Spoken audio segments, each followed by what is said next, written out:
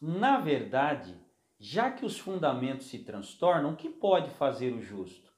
Essa é uma pergunta descrita no Salmo de número 11, escrito pelo rei Davi. Nós não conseguimos precisar qual era o contexto histórico desse salmo, mas numa leitura do texto nós podemos entender que aquele momento era um momento muito delicado na vida do rei Davi, ao ponto que ele descreve que os retos de coração estão sendo golpeados por flechas pelos ímpios que estão nas ocultas, ou seja, estão sendo atingidos e não sabem de onde está vindo os golpes. Davi vai mais além. Davi descreve aquele cenário como um cenário de abalo estrutural. Davi diz que os fundamentos se abalaram e sabemos que quando o fundamento se abala, condena toda a estrutura que foi construída sobre o fundamento. E em meio àquela situação, os sábios conselheiros de Davi dão a ele um conselho que aparentemente seria o conselho mais sábio a acatar, que seria fugir daquela situação. Davi, por outras duas vezes, ele já havia fugido. Ele fugiu de Saul quando o perseguia e também do seu próprio filho Absalão, quando se levantou contra o seu próprio pai. Davi, analisando aquela situação, ouvindo os conselhos do sábio, Davi, quem sabe, espera um pouco e ele, sozinho, ele começa a refletir sobre aquela situação. Fugir mais uma vez ou, quem sabe, tomar uma posição diferente. Desta vez, Davi vai tomar uma posição diferente. O texto diz que Davi escolhe refugiar-se no Senhor. E por que Davi tomou essa decisão? Porque ele vai dizer que o Senhor habita no seu santo templo. Ou seja, Davi está dizendo, enquanto aqui embaixo as coisas estão tudo fora do lugar, está tudo condenado por conta do abalo estrutural, lá em cima não há abalo nenhum, porque o Senhor habita num alto e sublime trono. Davi então decide, vou ficar, porque o Senhor contempla os retos de coração. Davi estava dizendo, olha, em meio a essa guerra, em meio a essa peleja, eu sairei vencedor, porque o Senhor conhece os retos de coração e o Senhor os livra das mãos dos ímpios. Esse texto, ele é um texto exemplar.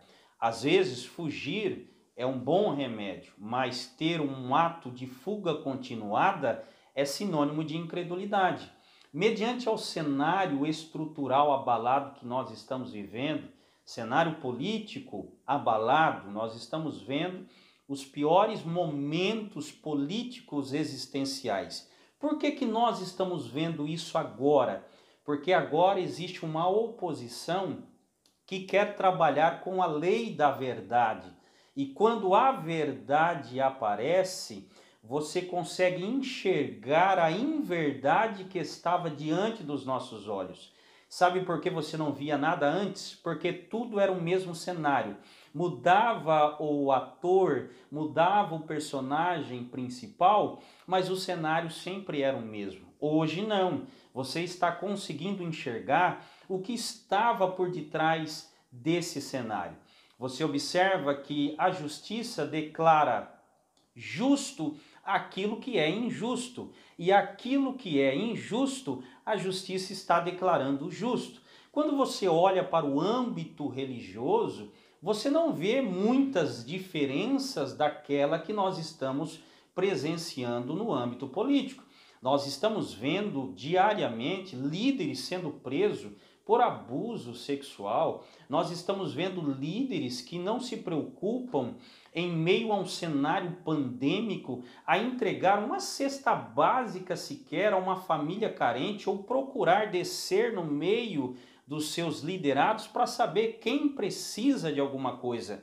Mas na verdade só querem angariar, só querem para si e doam muito pouco de si para outrem, aqueles que precisam. E o que nós podemos fazer mediante a tudo isso, assim como Davi estava vivendo um cenário obscuro? O que nós podemos fazer? Nós temos que fazer aquilo que Davi fez. Refugia-se no Senhor. Não é hora de fugir, mas é hora de resiliência, é hora de mostrar resistência, superação, mediante a um cenário destruído, mediante a um cenário desacreditado, quando muitas das vezes nós como cristãos olhamos para aqueles que talvez são referência e nós decepcionamos com eles porque algumas verdades sempre vêm à tona, o que nós devemos fazer? Ficar firme, lembrando que nós temos um reino que não se abala, mas que permanece para sempre. Então, desta vez, não foge, mas se refugia no Senhor, porque Deus sempre dá escape para os seus que são retos de coração, tá certo? Deus te abençoe.